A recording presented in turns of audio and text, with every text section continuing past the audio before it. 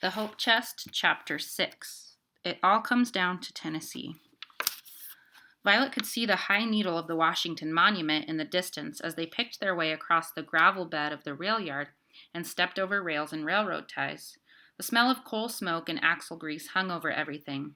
Rows of empty boxcars loomed on every side, and Violet could see smoke rising from a clump of trees where there must be a hobo jungle. It wasn't how Violet had imagined Washington would look. The important thing, though, was whether she would be able to find Chloe here. Violet was glad Myrtle was from Washington. She would know her way around. "Do you know where to find the suffragists?" Violet asked Myrtle. "Before we find anything, we better get cleaned up," Myrtle said, "or anybody we find is going to scream for the cops." Myrtle led Violet out of the rail yard and down a cobblestone street with automobiles parked on it here and there. They turned down an alley and then down another alley that led off it. The alley was only just wide enough for a wagon to pass through.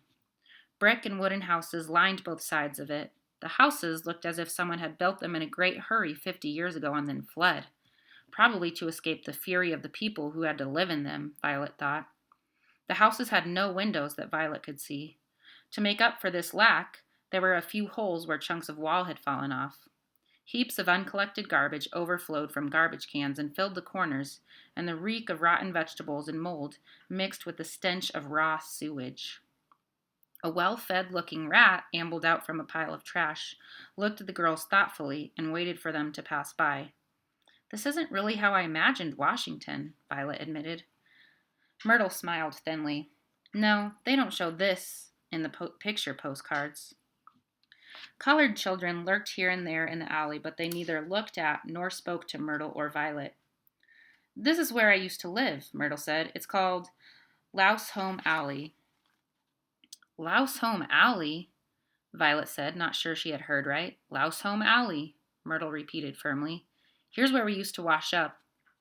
Myrtle led the way down a narrow passage off the alley, which ended in a dirt-paved courtyard where a single water faucet came up from a pipe in the ground. There was a toilet of sorts, a shed that housed a long wooden box with holes cut in it. A horrible smell emanated from the deep pit beneath. Violet tried to pretend that this was nothing unusual to her, since her disgust was so clearly amusing to Myrtle. Violet liked Myrtle, but wouldn't have minded if she were a little less of a know-it-all. They ducked their heads under the faucet and scrubbed. Violet watched charcoal-colored water run down from Myrtle's hair and face, and she was sure it did from hers, too. Myrtle took off her apron, revealing an apron-shaped area of blue and white stripes on her now black dress. She tossed the apron and mob cap into a corner of the yard. "You're lucky your clothes were navy blue," said Myrtle. She was right, Violet thought. The dirt didn't show as much. Score a point for Mother. Violet wondered if Mother was worried about her. Maybe she was just mad. It was an uncomfortable thought. Violet had never done anything as bad as running away before. Coming out of the alley seemed to take less time than going in had. Soon they were on an ordinary street of ordinary brick houses. Two colored women sat on a set of stone steps, one of them rocking a baby carriage with her foot. Some boys played marbles. There were no heaps of garbage and no rats. They turned into another street, wide and clean-swept and lined with tall brick houses with bay windows. Model Ts and some bigger, more expensive cars were parked along the street. "There's a suffrage lady who lives here," Myrtle explained, leading Violet up a set of stone steps to a brick house. She rapped on the door with a brass knocker. The lady who opened the door was colored, with gray hair piled high on top of her head, and dressed in a blue brocaded dress with a high collar. There was something regal about her, Violet thought. She couldn't tell if it was the woman's bearing or her nose, which was long and had a royal tilt at the end. Probably both. The woman looked at Myrtle and Violet with a questioning eye. Myrtle seemed momentarily abashed, but recovered. "Ma'am, are you Professor Mary Church Terrell?" "Yes," said the lady. "And you are?" "Myrtle Davies, ma'am," said Myrtle. "And this is Violet Mayhew, and we're looking for the women's suffrage ladies." "Indeed?" said Professor Terrell, raising an eyebrow at Violet. "Which women's suffrage ladies?" "My sister came here from New York to work for women's suffrage," Violet said. "I think she's working on the Susan B. Anthony amendment. Do you know, I am familiar with the Susan B. Anthony Amendment, yes, Professor Terrell said dryly. I think your sister is probably with Miss Alice Paul and the National Woman's Party. Their headquarters is Cameron House on the west side of Lafayette Street Square, near the White House. Do you know how to get there? Of course, ma'am, said Myrtle. Perhaps you'd better wash up a bit before you go, said Professor Terrell. Good day. They walked toward the Washington Monument, passing by more blocks of tenements and corner stores, and then into neighborhoods with stately stone houses with broad lawns behind cast iron fences. Wide avenues ran into other avenues and traffic circles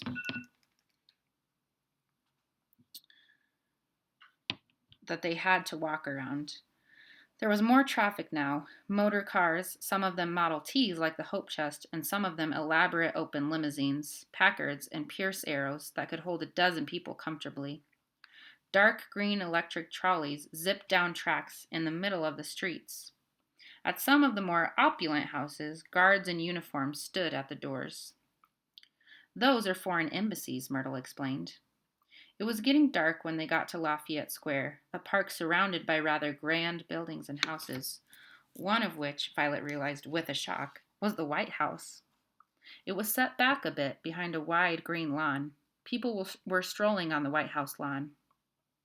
Violet stopped to gaze at it. She had seen pictures of the White House all her life, of course, in her school books and on postcards and on the stereoscope. But now she was standing in front of it, the place where President Woodrow Wilson lived, where Abraham Lincoln had lived. It's kind of small, she said at last. Myrtle raised her eyebrows. You think so? I wouldn't mind living there. They crossed Lafayette Square to a wide 3-story house that stretched between two bigger buildings that had electric signs identifying them as the Cosmos Club and the Belasco Theater. It was hard to believe that it was only yesterday morning that Violet had left Susquehanna. It seemed like a week ago. She wondered if Chloe could possibly be here. The place seemed so grand and un-Chloe-like. Chloe had always talked about living in a log cabin in Alaska. Violet reached up and pulled the door knocker. I'll get it, Miss Paul, a voice said. The door opened and a young woman with bobbed brown hair looked down at them in surprise. What on earth? She stepped back and started to close the door. Violet felt panic rising in her throat. Was she never going to find Chloe? I'm Chloe Mayhew's sister, she cried desperately. The door creaked open again. Chloe Mayhew's sister? The woman said. Yes, said Violet. Is she here? I need to talk to her. The woman frowned at Myrtle. And this is? I'm Myrtle Davies. May we come in, please? Said Violet. She knew this was rude, but the woman's expression suggested she was still going to close the door in their faces, and Violet had been through too much for that. She wanted to see Chloe, now. I suppose, said the woman, frowning at Myrtle. They stood in the entrance hall while the young woman hurried away, calling, Miss Paul! Miss Paul meant Alice Paul, Violet realized with a jolt as the famous woman came out to greet them. Violet had heard of Alice Paul. Flossie had read about her in the newspapers, about how she had organized the nationwide fight for the Susan B. Anthony Amendment, about the women picketing in front of the White House and being attacked by bystanders and soldiers and finally being hauled off to jail. Flossie had made Violet read in the paper Miss Alice Paul's description of how she'd been force-fed by the jailers when she went on a hunger strike. Violet's throat had ached in sympathy for hours after she read it, even though she knew that mother and father did not approve of suffragists like Miss Paul. And Chloe. Violet had been annoyed at Flossie for making her read it. She would rather not have known about something that made her feel so uncomfortable. Miss Paul was a mild-looking, brown-haired woman of about 35. She smiled questioningly at Violet and Myrtle. Miss Mayhew's sister? She asked Violet. Violet nodded, not sure how you spoke to famous people. Her name's Violet, said Myrtle helpfully, and I'm Myrtle Davies. Goodness, you'd better come in and have some tea, said Miss Paul. Violet and Myrtle followed Miss Paul and the lady who'd come to the door, Miss Dexter, into the kitchen. Violet was conscious that her and Myrtle's shoes were tracking black train soot on the carpet. Your sister's been off campaigning for months, Miss Paul explained as she poured tea for them. Ever since the amendment passed Congress with the required two-thirds vote. She took off in that flivver of hers. The hope chest, Violet said, and then realized that she'd interrupted. I beg your pardon, Miss Paul. But now that she'd interrupted, she might as well get to the important part. Do you mean that Chloe isn't here? No, she's in Tennessee, said Miss Paul. Violet felt herself sag with disappointment. Tennessee? Really? Yes, that's where it's all come down to, and so that's where Miss Mayhew is. Miss Paul smiled. She's a real fighter, your sister. She picketed the White House with us, and she went to jail. Jail? Said Violet, so surprised she forgot her disappointment for a moment. Chloe? Don't look so shocked, Violet, said Miss Paul. I've been to jail myself. I know, said Violet. I read about it in the papers. She was getting the hang of talking to famous people now. Miss Paul was very normal-seeming and friendly. Not in the New York Times, I hope, said Miss Paul, smiling. Well, yes, Violet admitted. My father made me read the one that said. Violet saw from Myrtle's expression that she didn't know what they were talking about, so she explained. The New York Times said that the women picketing the White House just proved that women were unsuited to voting because no man would ever dream of picketing the White House. She turned back to Miss Paul. My father liked that a lot when they said that. Hello, a woman with bright red hair came into the kitchen.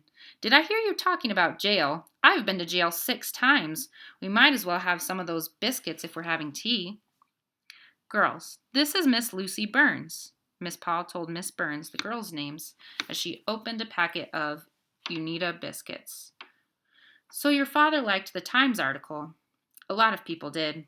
I didn't care for it much, she laughed. The Times has always been against us, but we've won New York anyway. Miss Paul looked at the map on the kitchen wall and sighed. Violet and Myrtle looked at the map too. Stars were penciled in on 35 of the 48 United States. 35 states had ratified the Susan B. Anthony Amendment. 36 were needed for the amendment to become part of the Constitution.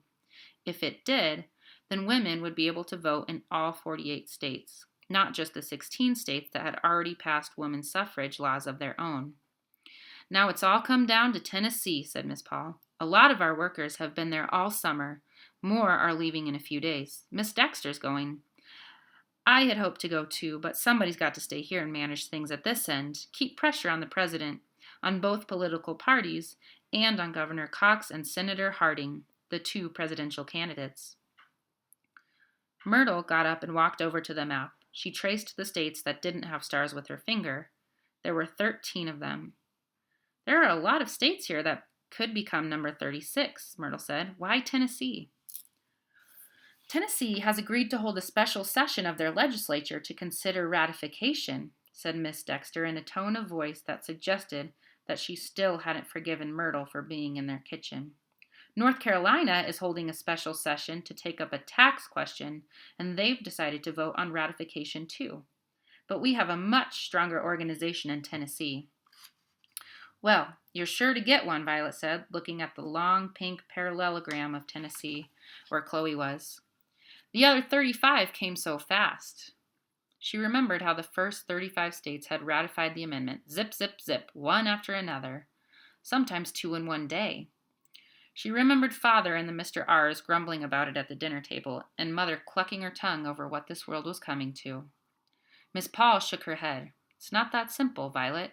You see, we haven't just been winning states, we've been losing them too. She nodded at the map. While we were winning 35 states, the antis won 8. Antis? Said Myrtle. Antis are people who are opposed to women's suffrage, said Violet. Like my parents. Violet looked from the tiny star of D.C. across yellow Virginia to pink Tennessee and wondered how she was going to get there. That's right, said Miss Paul. So there are actually only 5 states still left in play. If we win one of them, the amendment gets ratified. If the antis win all 5 of them, the amendment will be defeated, and that, she sighed, will be the end. But they won't win all 5, will they? Violet said. 3 of them are states that the antis have always told us they expected to win, said Miss Paul. Florida, North Carolina, and Tennessee. Oh, said Violet. And Vermont and Connecticut have refused to hold special sessions, said Miss Paul. The governors of those states are antis, and the governor is the one who calls the legislature into session. Violet thought that this was starting to get confusing. But they'll vote on the amendment when they come back in their regular sessions, won't they? Maybe, said Miss Paul. There's a presidential election coming up in November, though, and I'd like to be able to vote in it. Myrtle stared at the map in fascination and drew a line with her finger from Washington, D.C. to Tennessee. Now, I really think the best thing to do with you girls is to put you in a bathtub. Don't you agree?